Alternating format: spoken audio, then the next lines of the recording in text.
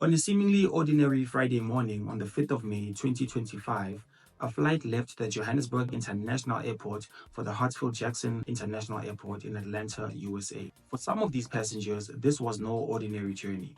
Amongst these passengers were South Africans from minority groups leaving the country quietly in search for opportunity and safety. This was the second group of people arriving in America from 8,000 applications of people in South Africa who want to move to America because they fear racial persecution in their own country. After the first group experienced a whole lot of backlash, it was important for this second group to try arrive as discreetly and as quietly as possible. Let me see an order or something. As President Trump's immigration crackdown continues, Welcome to the United States of America. the administration rolled out the red carpet for 59 white South Africans they call refugees, saying they faced racial discrimination back home. On arrival, they were shown to their temporary accommodation where they could get some rest before being dispersed across the southern parts of the country to start their new lives. This US initiative, which initially focused on white Afrikaner South Africans, has since been expanded to include other minority groups in South Africa.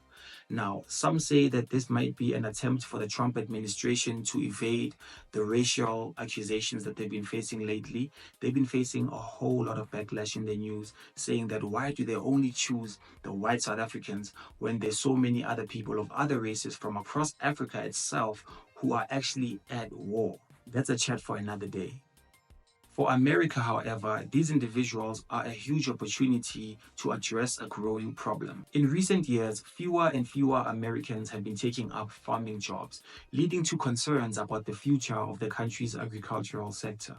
Now, get this, the average farmer in America is now 60 years old, and they're not being replaced by younger farmers either, with farmers under the age of 35 accounting to only 9% of farmers. In Kansas, for example, unfilled farming positions could potentially lead to economic losses of $11.7 billion. You can now start to see the problem that America's in.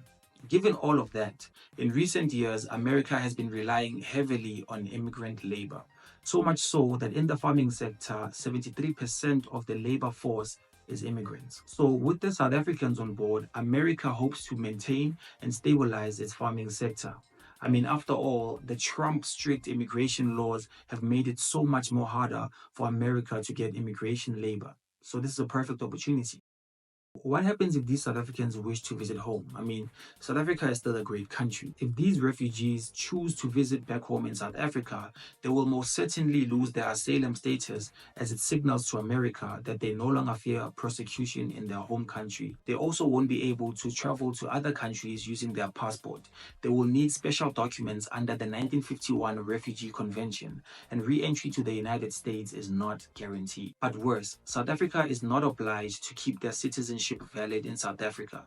If they're seen to be damaging or disloyal in any way, South Africa can actually revoke their citizenship under the Citizenship Act.